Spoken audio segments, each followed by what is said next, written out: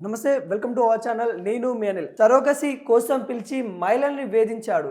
ఒడిశాకు సంబంధించిన ఒక మహిళతోనైతే సరోగసి గర్భం కోసం అయితే తనైతే ఒప్పందం అయితే కుదుర్చుకొని మై హోమ్స్ హైదరాబాద్ సంబంధించిన మై హోమ్స్లో తనైతే 9వ ఫ్లోర్లో అయితే ఉండడం అయితే జరుగుతుంది. తనతోని ఒడిశాకు సంబంధించిన మహిళతోని తనైతే ఒప్పందం కుదుర్చుకొని సరోగసి అంటే ఎవరికైతే కొంతమంది పిల్లలు కనాలని అనుకుంటున్న వాళ్ళ యొక్క కణాలతోని మరి వాళ్ళ భార్య అక్కడ ఏమైందంటే రాజ్బాబ్ అనే వ్యక్తికి 55 ఇయర్స్ ఉంటాయి. తన భార్య ఇంతవరకు కూడా సంతానం కాకపోవడం వల్ల వాళ్ళు సరోగస్కి అయితే వెళ్ళారు. దాంట్లో భాగంగానే ఒడిశాకు సంబంధించిన మహిళతోని 10 లక్షలకైతే ఒప్పందం అయితే కుదుర్చుకున్నారు. దాంట్లో భాగంగానే ఆ మహిళ సదరు వాళ్ళ హస్బెండ్ కూడా వాళ్ళైతే ఆ ఒప్పందం మీద అయితే రావడం అయితే జరిగింది. తన సరోగసి తను పిలిచి తనను వేధిస్తూ ఉన్నారు. 9th ఫ్లోర్లో అయితే ఉండడం అయితే జరిగింది.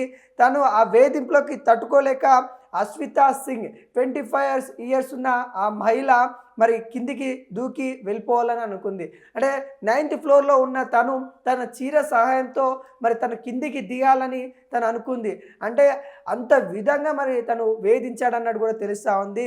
హైదరాబాద్ మై హోమ్స్ భుజా అపార్ట్మెంట్లో 9వ అంతస్తు పైన అయితే నుండి దూకి మహిళ మృతి చెందింది.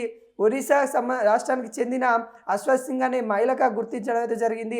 సరోగసి ద్వారా పిల్లలకు కనివ్వడం కోసం అశ్వత్ సింగ్ తెచ్చుకున్న రాజేష్ బాబు అనే వ్యక్తి రాజేష్ బాబు 55 ఇయర్స్ అయితే ఉంటాయి.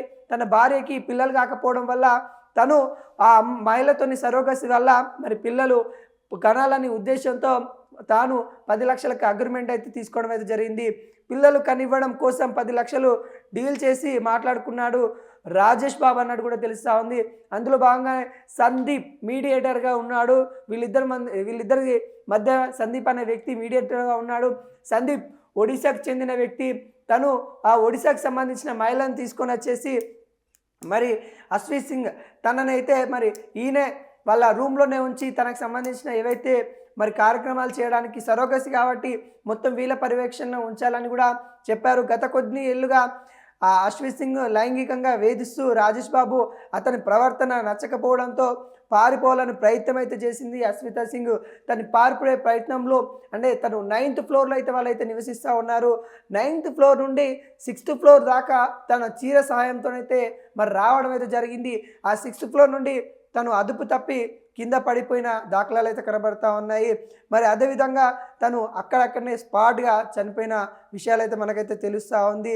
అంటే ఏ విధంగా ఉందో ఒకసారి మనం చూడొచ్చు. అంటే ఈ సరోగసి ద్వారా అంటే ఈ భయంకరమైన విషయం ఏంటంటే సరోగసి ద్వారా గర్భం వాళ్ళ పిల్లలు కనాలని ఒక ఉద్దేశం, మంచి ఉద్దేశం. అంటే అతనికి 55 ఇయర్స్ ఉన్నాయి. తను మరి పిల్లలు వాళ్ళ భార్య కనకపోవడం వల్ల మరి సంతానం లేదు కాబట్టి కనాలని అనుకోవడం, ఆ మహిళలను తీసుకొని రావడం, కానీ తనని లైంగికంగా వేధించడం అనేది ఇక్కడ చాలా చర్చనీయంగా జరుగుతూ ఉంది.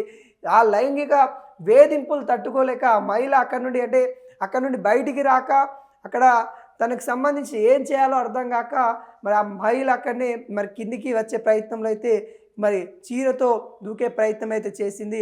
కానీ అదుపు తప్పడం వల్ల ఆమె కింద పడిపోయి మరణించిన దృశ్యాలు అయితే కనబడతా ఉన్నాయి. ఈ మంగళవారం తెల్లవారున 2 గంటలకు ప్రాంతంలో పారిపోయేందుకు ప్రయత్నం అయితే ఇచ్చింది.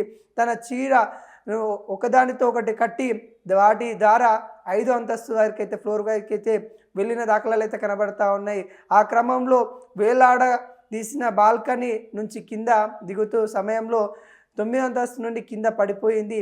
తీవ్రంగా గాయాలై అక్కడక్కడనే చనిపోయింది. తెల్లవారుజామున సెక్యూరిటీ గార్డులు మృతదేహాన్ని గమనించి పోలీసులకైతే రాజేష్ బాబునైతే సమాచారం అయితే ఇచ్చారు. రాయదుర్గ పోలీసు వాళ్ళు అయితే మృతదేహాన్ని తీసుకొని మరి తనకు సంబంధించిన ఏవైతే అంశాలు ఉన్నాయో వాటిని అయితే దర్యాప్తు అయితే చేస్తున్న దాఖలాలు అయితే కనబడతా ఉన్నాయి. అంటే మహిళ ఏదైతే సరోగసి కోసం ఒప్పందం కుదుర్చుకున్న తర్వాత ప్రాణం మీదకి వచ్చే విధంగా మరి తను వేధించాడు. ఇంకోటి ఏంటంటే వీళ్ళిద్దరి మధ్య సంజయ్ అని ఎవరైతే ఉన్నారో తను వాళ్ళ ఇప్పుడు ఏదైతే చనిపోయిన మహిళ ఉందో మహిళ వాళ్ళ భర్తే అన్నట్టు కూడా తెలుస్తూ ఉంది. తనే మీడియేటర్గా ఉండి తన భార్యతోని మరి ఏదైతే ఈ సంతానం కనిస్తే మనకు 10 లక్షలు వస్తాయని కదా ఒప్పించి మరి కొన్ని మాటలు చెప్పి సందీప్ అనే వ్యక్తి మరి రాజేష్ బాబు దగ్గరికి తీసుకొని వెళ్ళాడు. మరి రాజేష్ బాబు తను లైంగికంగా వేధించాడు. సరోగసి అంటే వైద్య బృందాల మధ్య జరిగే పద్ధతి, మరి వైద్యుల సమక్షంలో చేస్తారు. కానీ తను ఇంట్లో పెట్టుకొని చాకిరీ చేయించుకుంటూ లైంగిక దాడులు పదే పదే చేసుకుంటూ తను చేసిన కార్యక్రమాలు ఈ రోజున ఆ మహిళ ఎంత ఇబ్బంది పడ్డో తెలుస్తుంది. తన భర్తకు ఫోన్ చేసి ఇక్కడ ఉండడం ఇష్టం లేదని పదే పదే చెప్పినప్పటికి కూడా వాళ్ళ భర్త అంతగా స్పందించకపోవడము, తనుగా ఎట్టకేలకి బయట పడాలి, వెళ్ళిపోవాలనే సిచ్యువేషన్లో బాల్కనీ ఏదైతే 9th ఫ్లోర్లో ఉన్న వాళ్ళు నివసిస్తున్న బాల్కనీ నుండి కిందికద్దామనే ప్రయత్నంలో ఒక చీర, తనకున్న చీరలను తీసుకొని వచ్చేసి చీరలన్నీ తను ఇట్లా ముడిపెట్టేసుకొని ఒకదాని నుండి ఒకటి కిందికి వెళ్దామని అనుకునే ప్రయత్నంలో జారి కింద పడి తను మృతి చెందినట్టు తెలుస్తూ ఉంది. పోలీసులు అయితే మరి రాజేష్ బాబును అయితే అదుపులోకి అయితే తీసుకున్న దాఖలు అయితే కనపడతా ఉంది. మరి ఇలా సరోగసి పద్ధతి ద్వారా పిల్లలు కనడం, దానికోసం అని తీసుకొని వచ్చిన మహిళని ఈరోజు మృత్యువార్తలకి నెట్టేశాడన్నది కూడా క్లియర్ కట్గా తెలుస్తూ ఉంది. తను ఏ విధంగా